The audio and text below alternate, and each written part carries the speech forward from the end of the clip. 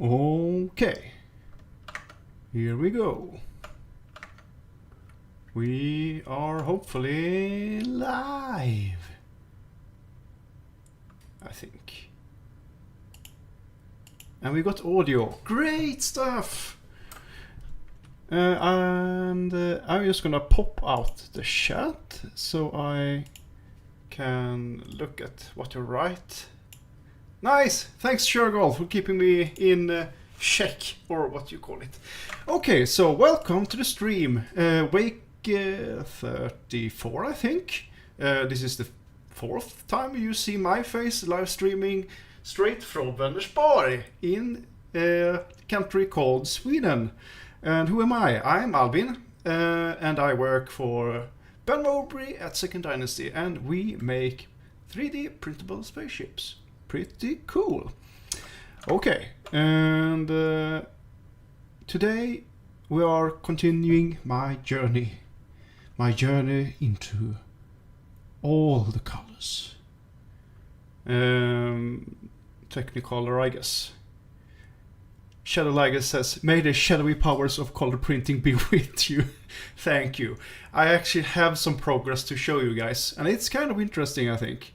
Hello, Will Richards, welcome. And Blasted, and Clive, and Tamsin, and Shergol, and Solo Spirit. Hello, everybody, and thanks for joining. So, we got a few views here. Last week, we started to look at the Badger, and what we could do in order to 3D print it with colors, and we were talking about mainly how to split it up, and we started with sorting it into different categories based on number of colors, I guess. And now you might be wondering, if you're used to 3D, this color might be a big cause of alarm for you, because that's the color stuff that doesn't have a texture come with, which is a warning signal that you should link up your texture folder to the proper channel in Maya or Blender or somewhere else, I guess.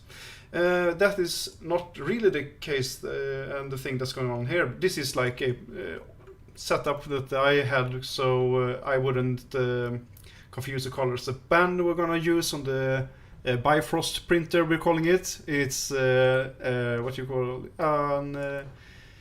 bambu A1 mini AMS version. So we got four different colors that we can print with, and it's called Bifrost because that's the Asgardian stairway to heaven, so to speak, but in the shape of a rainbow.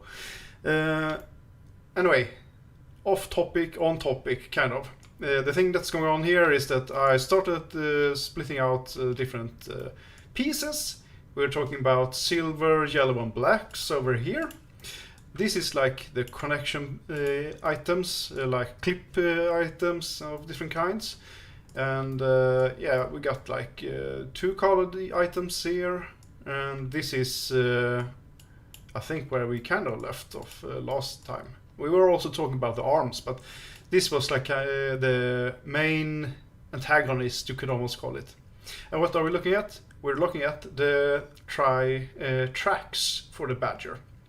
And they are like a bunch of different colors. And if you have a look here and slice it, I think it's going to end up at like 16 hours and 6 minutes. That's quite some time. But I mean, long print times is not uncommon, and we usually print stuff overnight as well, so it's not that bad in the grand scheme of things. Kind of bad when it's for only 2 pieces though. But the interesting point is when you look at how much filament is used in the model and how much is flushed. So it's 3 meters of filament, or 9 grams, almost 8 grams of silver, but it's 53 grams that's being flushed that we are not using. What the fridge? That's like insane. We can't have that. So I talked with Ben a little bit to see what he was thinking, and he had this tip that when you print things flat, they tend to be more useful for 3D printing when it comes to multi-material stuff. Basically, you want all the colors of one specific layer to be in. If you have like two colors that changes, you want them to be in the same layers if it's possible, so they can flip between each other. But in this case, we got 3 colors. So a way to optimize it would probably be to make sure that it prints 2 colors as much as possible. Well, this is the first idea we had, that I should just split them and put them together again. We're still dealing with almost 4 hours for one side. So that's like, if we're gonna do 4 of these, we're almost back at the same time that we had earlier. That's just for funsies. Create 3 different versions here. Let's see. Because as they print in the same color shifting, we save sometimes. So this still 6 hours. That's quite a lot. Okay, so this is completely without any optimization, and that was like, what was it? 3 hours and 40 minutes. Then I started to think, yeah, probably what we need to do is split up the different color layers. So I'm just gonna go back and check the chat and see what, so I don't accidentally do something weird and miss something, and the chat tries to signal to me that, Albin, you're fucking up, please, for the love of God, turn off the sound or turn off the camera or something. Okay, so what I'm seeing here is that I should add that we make 3D printed spaceships, outposts, colonies, and critters. So yeah, it's a big gamut of stuff we design for 3D printers. And I haven't mentioned it yet, but we're currently running a frontier on my mini factory that you should or could join if you want some 3D terrain to print. Really cool stuff, and I actually attached the call to action from Ben at the front end of the stream, so there should be a little bit of a tease. Outpost, vehicles, Bifrosted Rainbow, bridge to Asgard, exactly. Just press the print plate option on my bamboo slicer. Oh, that's so cool, Clive! I really look forward to seeing stuff in the Discord later on. And Shergel said after that, to limit color changes per layer, you should print the tracks with the inside face down.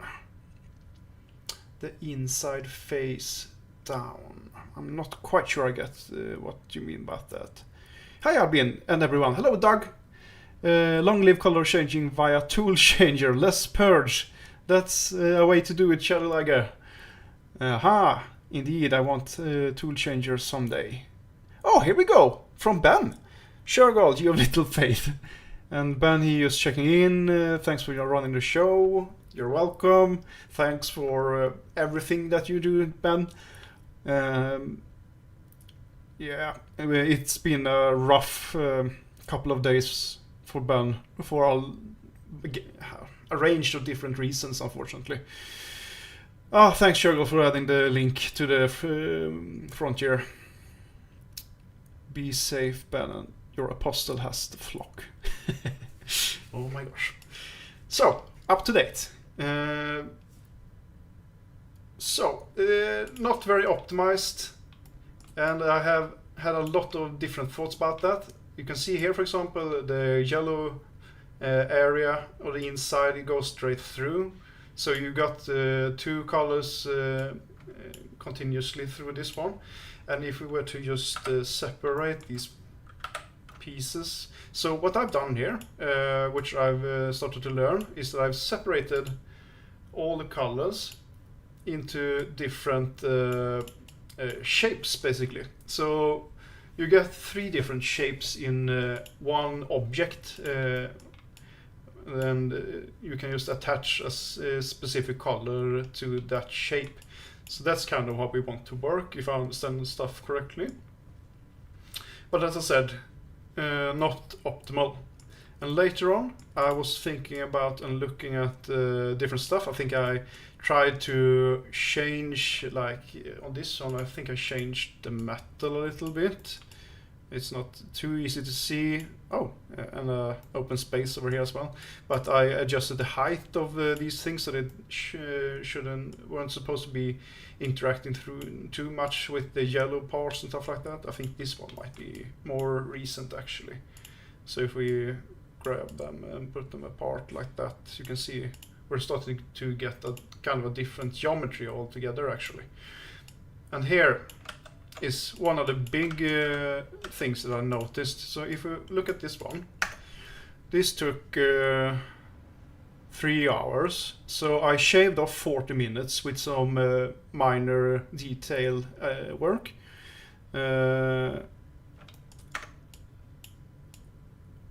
But, okay. Let's see here now. Here, I almost cut another hour. And why is that, you might wonder?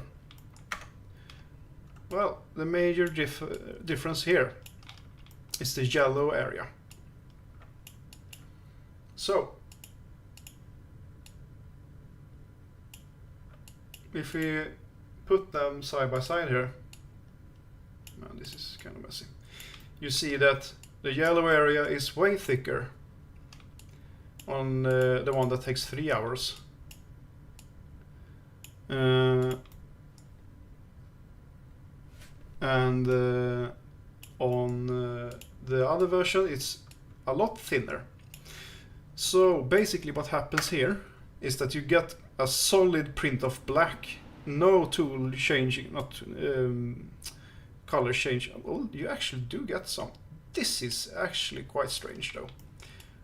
I'm not sure why there is yellow at this point, because the yellow layer doesn't come in until like...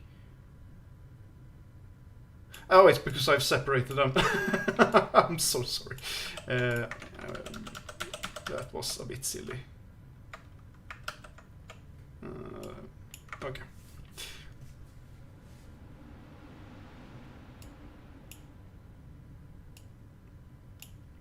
It is still the fact though that you get incorporated yellow in the bottom. That is kind of weird, because what I was thinking is that you don't need any yellow at all until like layer, what is it, 20 or something? 19, 20, something around there. And so I made the yellow part a lot thinner, so it was just gonna be like a cut into what do you call it? In 3D we call it oh nay, I forgot the word. We have intersecting geometries basically. So I just wanted it for one layer to be intersecting basically.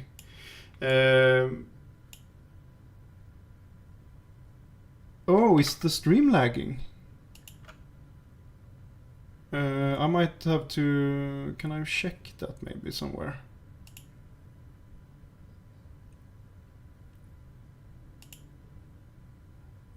I'm sorry if I'm taking a bit of a break here. I'm just retroactively checking the stream. It looks kind of okay from my point of view, I think.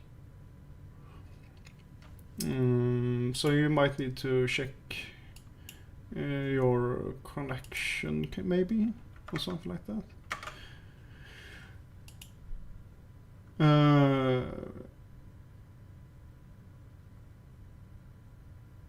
Okay. It's you, said Will Richards. And Shergold said that he's not noticing any lag, but remember that if you refresh you will get the pre-roll again. I mean, you shouldn't be able to get enough of Ben's face, so that is not a negative thing, right?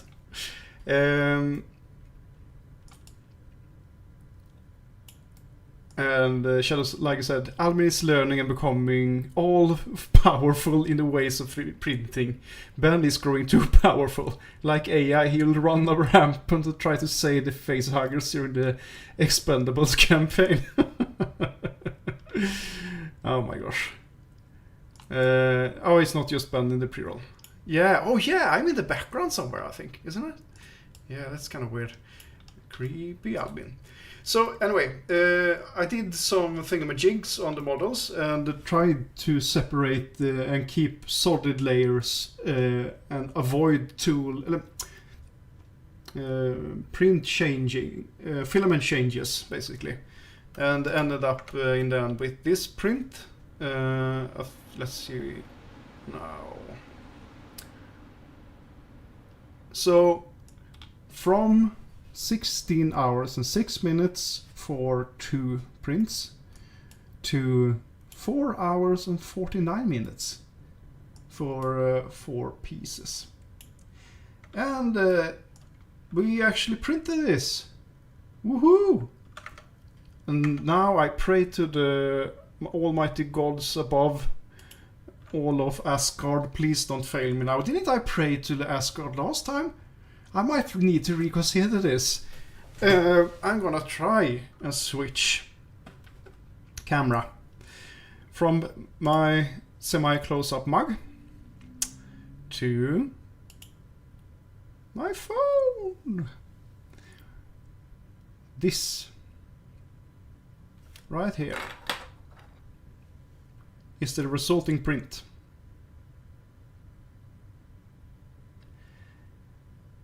And oh, I forgot something. I shouldn't be filming like this. I should be filming like this, right? Ah, so we got a red whiteboard marker for scale. It's not a ordinary pencil, but that will have to do. And thank you, Shergold. I appreciate it. It was really fun to see the result. There is one issue though. So if those who actually pay attention to the 3MF might notice that I accidentally printed one of the pieces 2 times instead of flipping it in the X direction. So what we got here basically is I'm just gonna pull this apart for your entertainment, I guess. Ooh. There we go. So the track, I think it comes out better than the original because this is like make way more sense when it comes to print direction. So what you got there basically is that you have this piece. Man, I should have my stand here. It's in the basement. I'm resin printing some stuff. I'm sorry. 1 second. I'm just gonna pry this apart. Oh, come out. Man, that's tight. That's what she said, or he said. Oh, I can't. This is the first time. Oh man. So I'm trying to pry this apart. This is 3 supporter clips. I can't pry them apart. Barely. I need a tool or something. This is insane. What? Okay, let's see now. Oh, here we go. I can't. Where is my camera? Now I need to do it like this instead. So basically you have 2 tracks, or you have 1 track in 2 halves. One inside piece that you attach to the adapter here, like that, on this piece. And then you put that one into the Badger. And these 2 you snap together like that. You get it in the proper printing orientation and you get a lot of details and oh my gosh, this is great. There is one issue though, except for me not knowing what pieces to print. And that is, it is not easy to tell, but this is a yellow silk material. First of all, the color is a bit off, I think, if you're doing yellow machinery. You want a bit more red in it. And it is really cool with this satin plus, that's from Bamboo, but it is not like a yellow metal really, it's like an opaque color. So you get a color difference between the black in the background and the big yellow area on top. Essentially what you're getting here is the same effect as in the Rocky Plains terrain where we had like the sand on top, that you get a semi-transparent layer on top of a different color. So the interior yellow is turning a little bit of a dirty yellow almost. So we ordered the Bamboo Basic because that's kind of shiny but opaque instead. So I look forward to see how that turns out. Oh, thank you, dog. Yeah, exactly. So this is an office chair. It is not for scale, but it's there. And Shirley said, you know, I mapped a mod to put that track on the space truck. What? Oh, I haven't seen that. Oh, sorry, I killed your headphones. I'm so sorry. I need to pay more attention to... oh, let's see now. I need to pay more attention to Discord and stuff like that, I think. I also think... I haven't checked today, actually, if there is cool images. I've been kind of busy with running some resin prints and stuff, so it is kind of shaky today, unfortunately. But, oh yeah, there's some cool stuff here. There is a lot of cool stuff here. Oh! Oh, nej! Man. Custom parts share. Okay. Yeah. I kind of want to have a quick look. So I use a program that's really nice. That's called the PureRef. I've mentioned it before when I'm doing some streaming and stuff like that. But you can basically just drag and drop images like you want to. So Shergirl said here that this is a lot better than the WOW space station. Love to hear it. Here's another picture of someone who's building a hangar. Oh my gosh! Man, that's so cool. Ah, it's so freaking cool that people are actually printing this stuff all around the world, far, far away from where we are at the moment. Oh, this one looks really cool. Man, it makes me think of some kind of, what would you call it? Well, you're calling it a shed, I guess. But it also makes me think of like an airlock for a submarine or something. I can't really explain what I'm thinking of. Oh! Someone is actually printing some the wrecked, what do you call it, ATV. That's cool. Wow. Nice. Love to see a coat of paint on that one.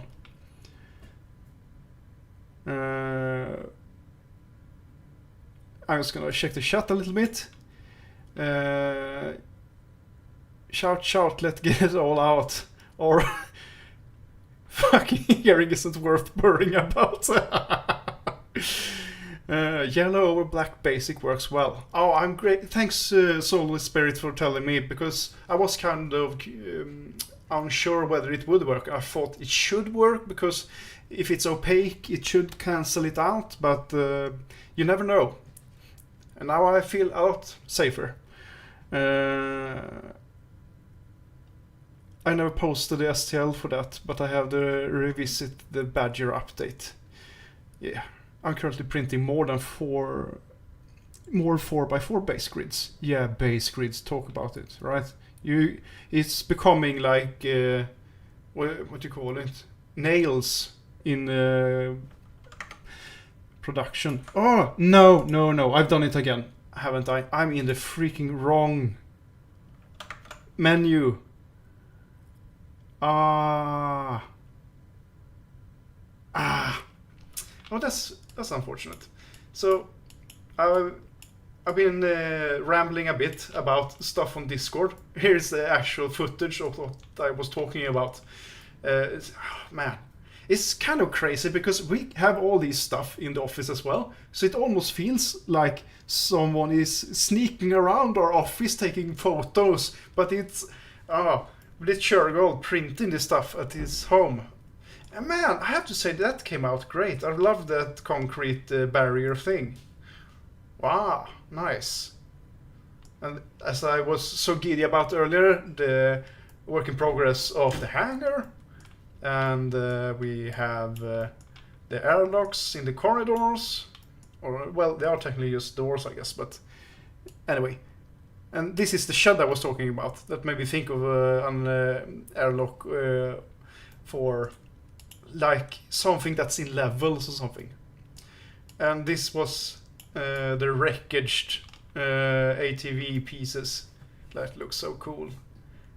Thanks, John, for making the model, and thanks for printing it. I can't see who does it when it's in streaming mode, because it truncates the names. And I'm just gonna show a little bit more. The shed is all standard except the door.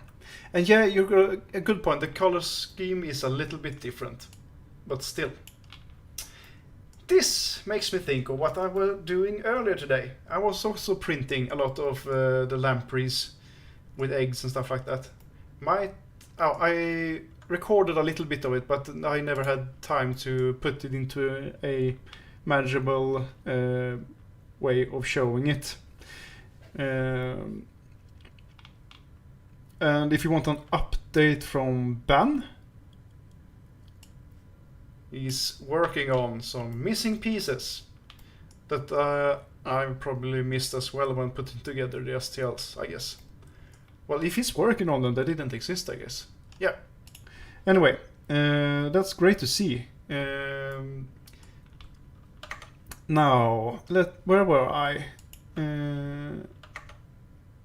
We were talking about different things.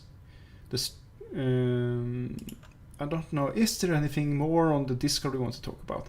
We might actually want to have a little bit of a look in the printing room, I guess, speaking of updates. So I'm switching to my phone. Okay. And we want it in this mode. And now you can see me. And I'm actually... Okay, I need your thumbs, fingers, and everything to be like clenched in order for me to not mess this up. I'm gonna switch the audio. Can you hear me? Can you hear me?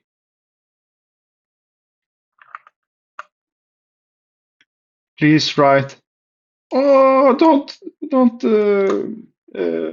die, Albin. Cross your fingers, yes. Okay, you can hear me. Great. Ah, man, I'm a bit loud. I need to bring this down a bit. Okay. We are going for an adventure. Dun, dun, dun, dun. So I'm gonna film some bits of the floors and stuff like that. And here we go. We're currently printing pieces from the engineer section, or the fusion direction room, I guess, for the Cocytus space station or mining station.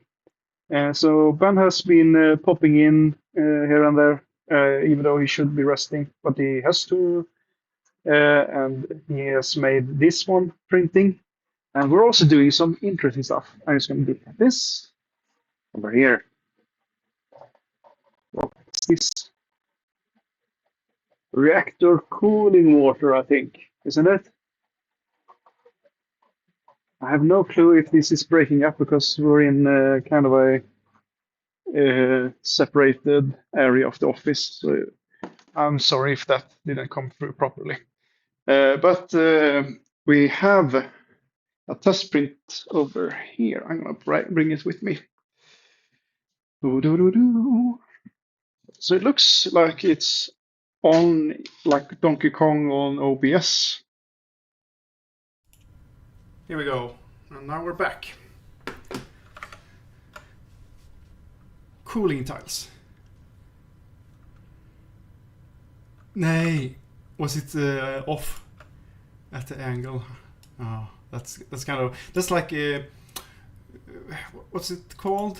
Rage bait, right? Yeah, I'm learning all the social media tricks now. Watch out, world. You're not ready for Albin. Anyway, so I could actually go back to the other camera and have a closer look. There we go. Closer look at my shin, I guess. There we go. Sorry about that. So, cooling tiles. They are cool. So these are some test prints. So they are not what we're gonna end up with in the end.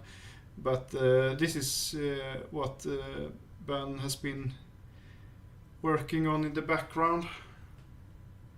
Make me think of Jade or something almost. Looks really cool.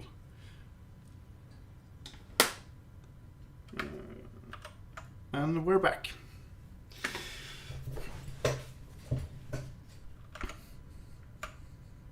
And I'm gonna check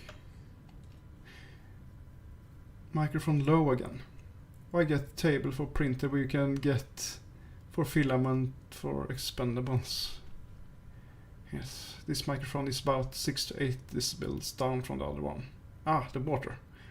Not happy with any of those though. Yeah, I'm sorry if I wasn't supposed to show it, but I thought it looked really cool, even though it's not gonna be as cool as the end results. Especially when you have the actual grids in that material. That's gonna look really awesome. I was planning to use Polymaker translucent cyan for this. Polymaker, okay.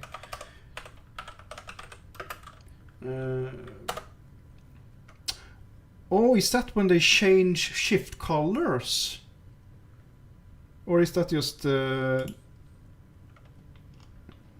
No, I'm just confused. That's just another brand, I guess. That could be something interesting though. Like a cyan with a...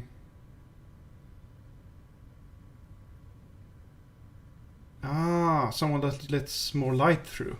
Yeah, I have to say, those floor tiles that I showed, I think it was 2 weeks ago that you made, or last week maybe, in the corridor, that looked really sick. I really love that one. Makes me think of Alien, actually, the movie, kind of.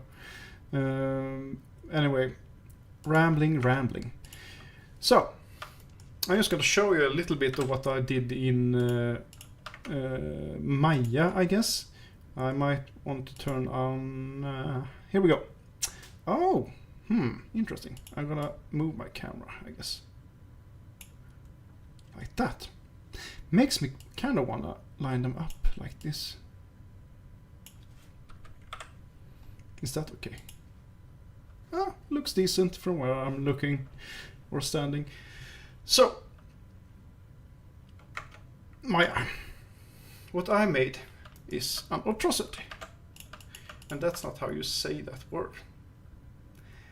But I basically had this track split in like a multi-material. I called it Boolean and split for this one because I was initially gonna Boolean some stuff just to get some separation, because I had a theory that you don't want to have too much intersection of pieces, because that's kind of how I've been modeling stuff earlier.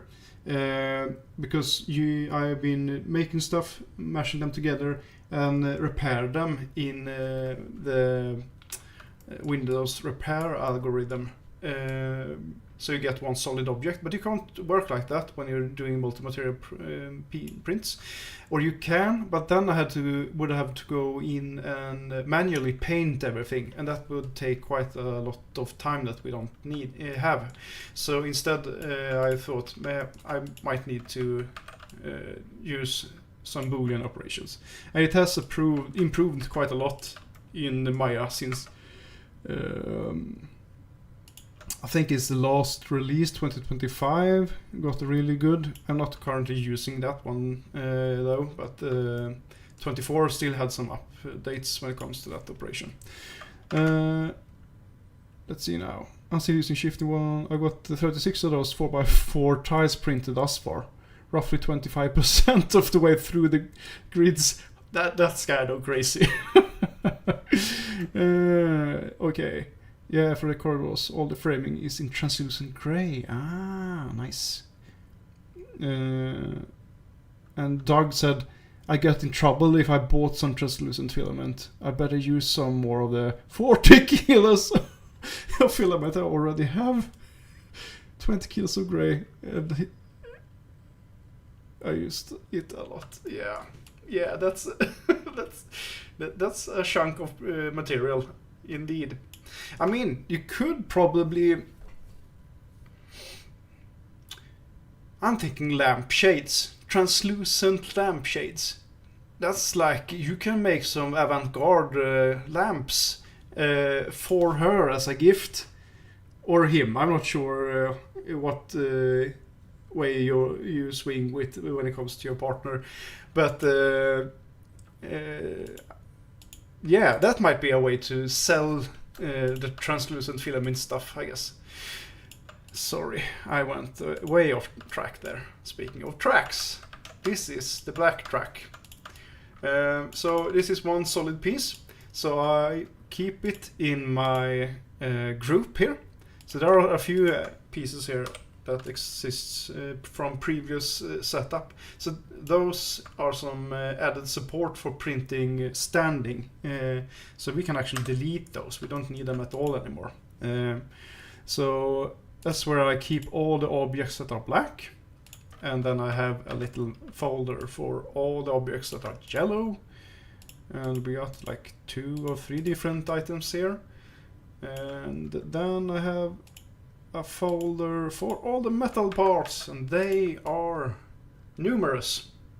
So I basically trimmed everything in depth to adapt it for printing time and reduced swapping of filaments, basically. So that's what's going on with the tracks. There are more stuff to print though when it comes to this machine. Quite a few actually. And we were looking a bit on the tool arm for the scope arm. And scoop arm and bucket folder should contain these. So if I right click here, I can choose select objects and isolate them if I want to. I'm just gonna check. That's interesting. I have actually animated it, but I have not animated the actual arms. Something is funky here. I might have deleted the actual keyframe or something. I'm just gonna zero it out. Okay.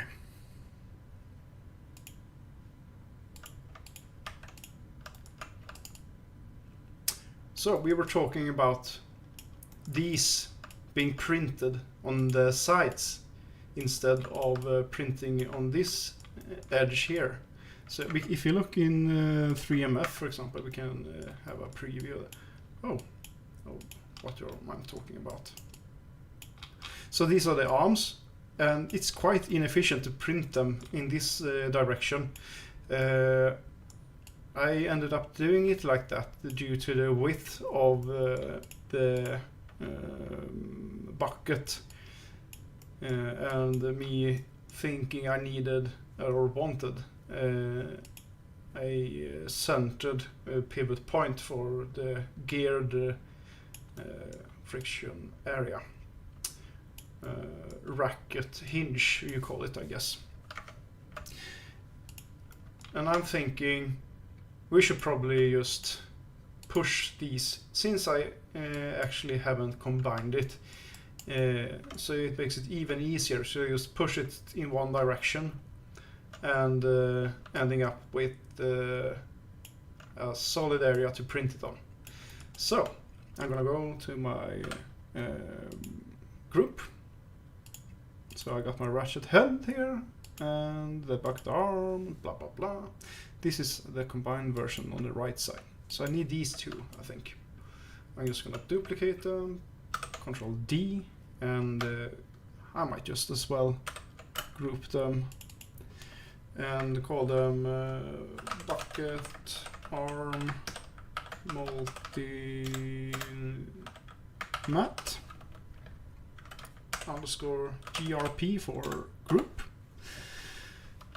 and Shift P to remove it from the hierarchy. So now it's all on its own. And I'm just gonna check in with the chat for a moment here.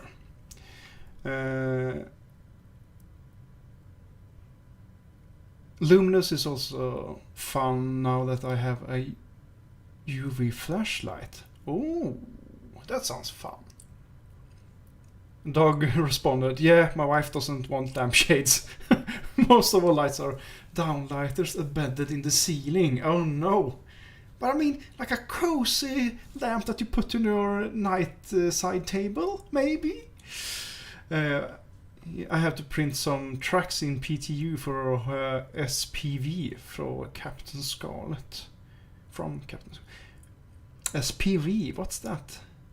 Is that a ship or something? Some tracks? Oh, man, I'm not... I don't have a wife, can you tell? My wife like gift boxes and puzzles. Oh, that's cozy. I like that. SPV Captain Scarlet.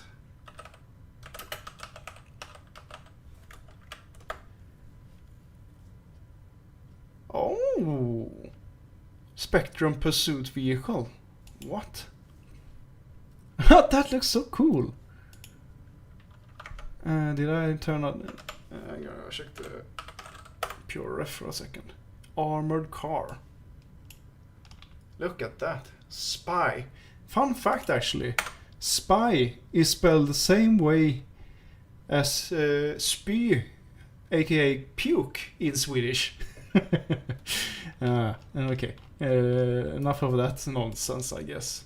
I kind of want to see some more stuff, though. Whoa. That's a trippy design. And it has the worst kind of design when it comes to the 3D modeling. For me, at least. It's combining straight inorganic shapes with organic curvature. And it looks cool and fun, but it's a pain to design.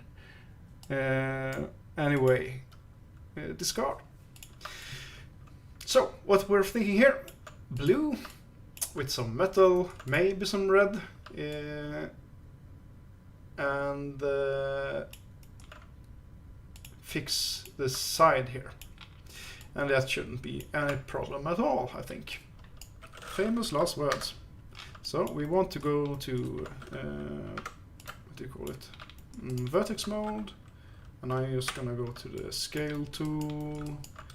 Gonna line it up and straighten it out. And basically what we could do here is just I had made a shortcut for combining items and move the pivot point and align it up with the outer edge, go back to shaded view, and basically we want this edge to be straight as well. Oh, sorry, need to move it in X, like that. And now here comes the question, I guess. Do we want this to taper more, or do we want this to taper more? It's easier to taper this one like that,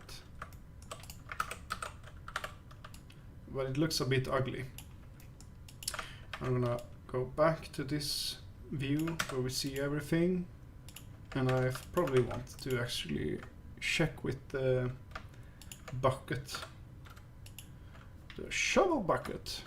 Man, I do quite a bit of research. Oh, so what happened here is that I selected the group for the bucket arm, and now you can tell that the ratchet mechanism is gone, which is kind of weird because it was in the group. The thing is, when you combine items in Maya, they are ejected from any hierarchy they are part of and end up in the bottom of the scene for some reason. So you need to reparent items in order for them to, what do you call it, be visible in this case. And here we go. So we also talked about this a little bit last week, that in order for this to work properly, we would need to transform the actual arm in said direction and have a thicker axle to compensate for the transform. I'm just gonna check here. Yeah, so that's another interesting thing.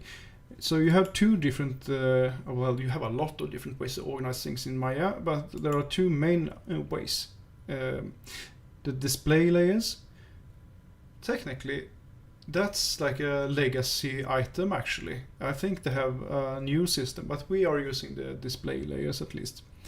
So there you can select anything you want from the scene and put it in one of these layers, and that doesn't really take hierarchy or anything like that into consideration. You can go straight across everything in Maya doing that, which is kind of neat. And then you have the outline, and this is like the overview of the hierarchy of the scene, and you can show like basically anything here as well, but usually I have it set up so I can see lights, leaf nodes like groups and stuff like that, and actual objects. So what I did here earlier, when I turned this off, this scoop arm and bucket layer, I actually set up the dependency based on the groups they are a part of. So if you can see here, I'm sorry if we're entering lecture mode here, but I just want to go through it quickly. So it has something called input here. Can we see that on stream? You can't because my freaking face is in the way. Sorry. So the input says scoop, arm, and bucket layer. That means that this group that contains everything that makes these arms is attached to this display layer. So if I turn the display layer off, I don't have to see anything. But since I move this arm out of that group, I can have it being shown, even though the layer is turned off. Kinda neat. One thing though, I actually turned off the scoop or the bucket. So I'm just gonna duplicate that because I'm lazy and remove it from the layer. Yeah. Then I can isolate all of this. So what I want to do is I want to line up this arm with the center of the ratchet mechanism and go from there. So one of the easiest way to do that, I think, is to isolate this arm and create a location or a vertex in the center of this male part. So I'm just gonna do an edge loop in the middle, go to the group, go to the pivot point for the group, and I can just snap it to the center like that, and snap it to the center of the mechanism, and go back to showing the shovel and the group together. And now we want it to be centered. As you can see, the whole arm moves along right like that. And we already have a center line here. Just for ease of use, I'm turning on the wireframe on shaded, Alt 5 in this case. And I'm just gonna hold in V and vertex snap to the center point. So what we got now is an arm that's a bit offset, and it's lined up perfectly with the mechanism of the bucket. So that's a great point to start from, I think. Yeah, I'm just gonna save and I'm gonna check the chat. Spectrum pursuit vehicle, like an armored car. Better late than never. Yeah, I guess so. And Ben said, I really like Albin's yellow machinery. What should he do next in that vein? Vein? That makes me think of like ore veins. Maybe like a drill or something. I don't know. Feel free to suggest what you want for the next line of yellow machinery. Okay, so it's not looking super great, this transition here, but at the same time, if I start to work around that tapering here, I'm essentially gonna change the whole profile from before. Interesting. I'm putting that on hold for the moment, I think, because what I wanted to do before that is I wanted to separate the geometry that's gonna be in different, gonna have different color codes basically. So if I know myself, and I do sometimes, and sometimes I don't, I probably have combined this object, but not merge any vertices and stuff like that. So these should just be different shapes combined together without messing up the actual typology of the items. And that looks correct. So what we got here is a radiator for the electronics of the I guess it's a bit hydraulic as well. It's a hydraulic cap of the motor. What do you call it? Step motor, you call it in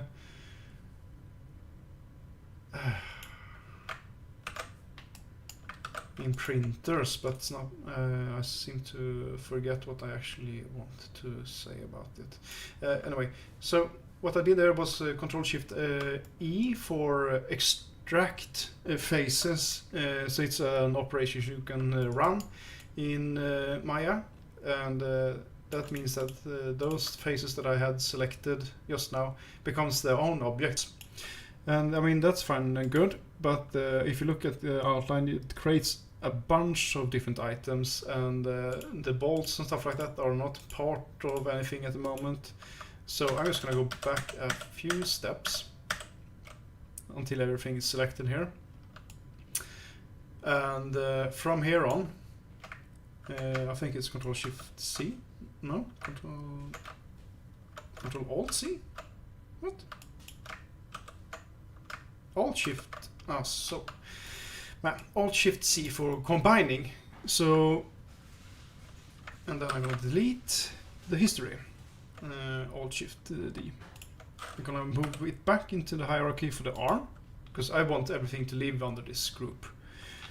And this is gonna basically be the metal parts.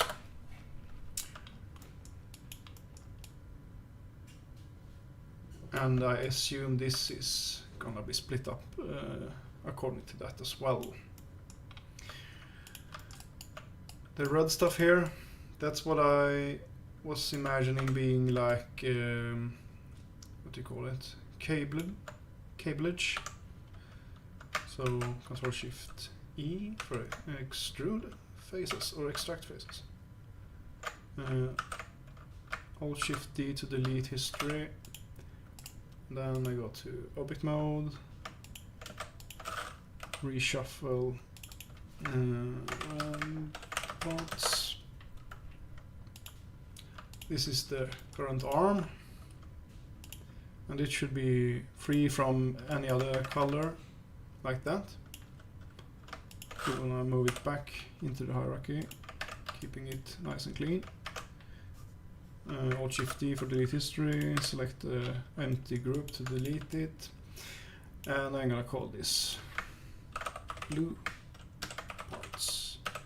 It's technically just one part, but it's gonna be combined with the tool head, or what you want to call it. So this one we're gonna separate. And then if you select this item first, and then that second item, Alt Shift C to combine, what happens is that it maintains the naming convention, but because what you actually are doing here is that you're combining two different objects, and they have their own names. But the first item that you select is gonna be the parenting object, that everything is combined into, so that's the name that is being kept. In Blender, on the other hand, if you were to do the same thing, you would actually have the opposite effect.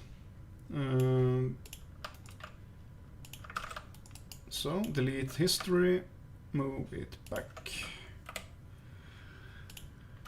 and this should be combined with the metal parts. Alt Shift C, delete history, bucket arm left. Okay, so there are some points of interest here. First of all, metal. Man, it is intersecting with the blue arm, which is the main volume that we're printing. And in this case it wasn't too bad actually, but I assume that it could have been like this, for example. That this area is it flat? Could have been deeper into the object. And if we I'm just gonna try and export this. So let's see now. We are in the wrong project. I'm just gonna steal the pathway.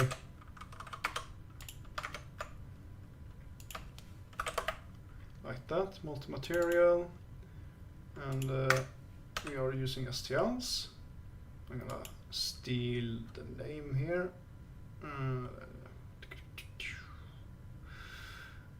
It doesn't really matter, does it?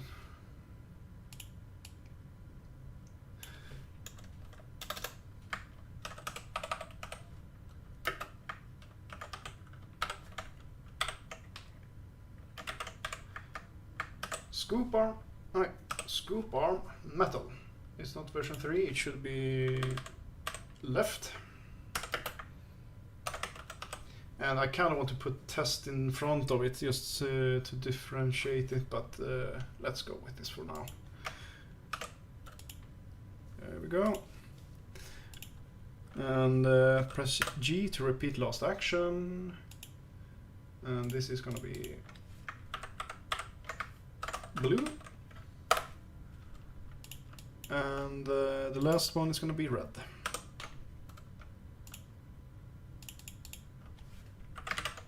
Right.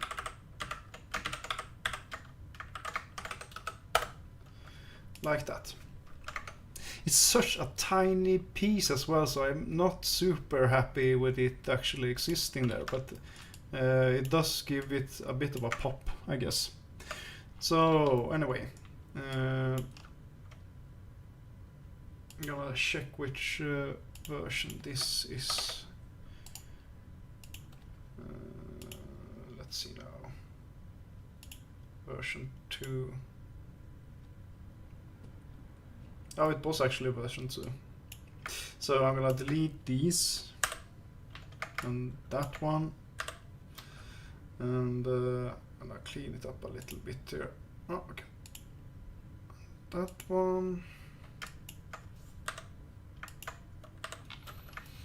And I think we're gonna go to the object mode just to check it. There we go. And this left outside. That's correct. Left outside. Left outside. That's not right. Literally, that's not right. But it's flipped, so that's the wrong name for this piece.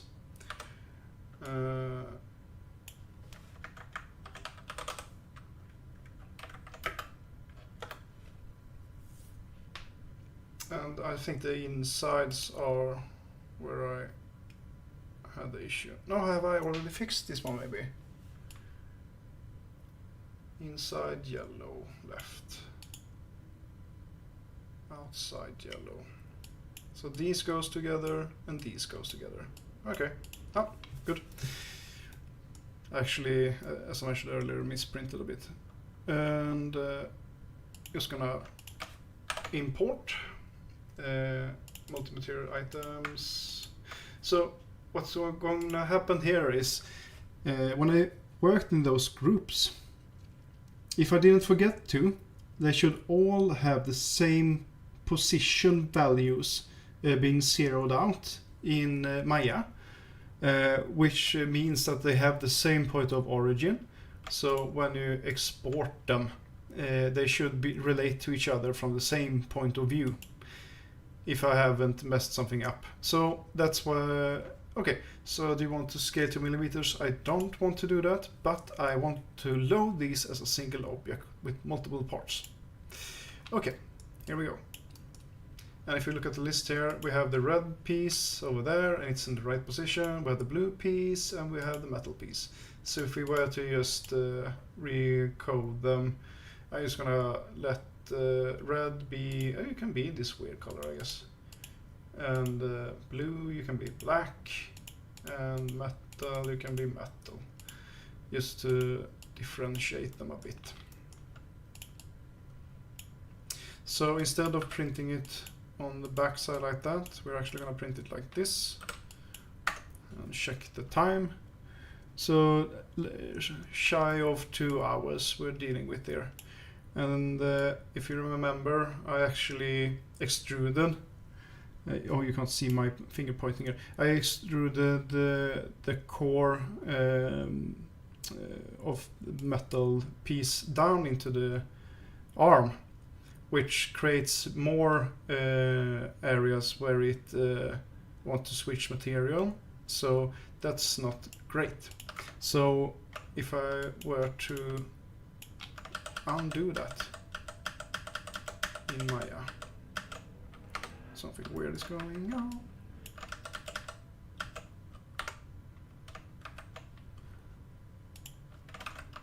So now the metal is not extruded that far. So if I were to export this one instead as the metal piece, yes. And sometimes this works and sometimes it doesn't work, so I'm not quite sure. But in my head, I'm thinking I should be able to just reload this one. But it might actually collapse the metal pieces down into the base of the print. This time it worked.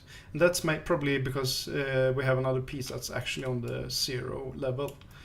Anyway, so I think it was shy of 2 hours earlier. And we cut like, yeah, over 10 minutes just by that extrusion, which is kind of cool. And as you see over here, this piece Doesn't really need to be metal at all. It could just straight up be the blue item as well. Part of the blue arm, I guess. So that's something I would need to clean up. I would need to cut it off right there, for example, to reduce the different colors. And I think it feels like I've been talking for quite a while, so I'm just gonna check the chat. Oh, here we go.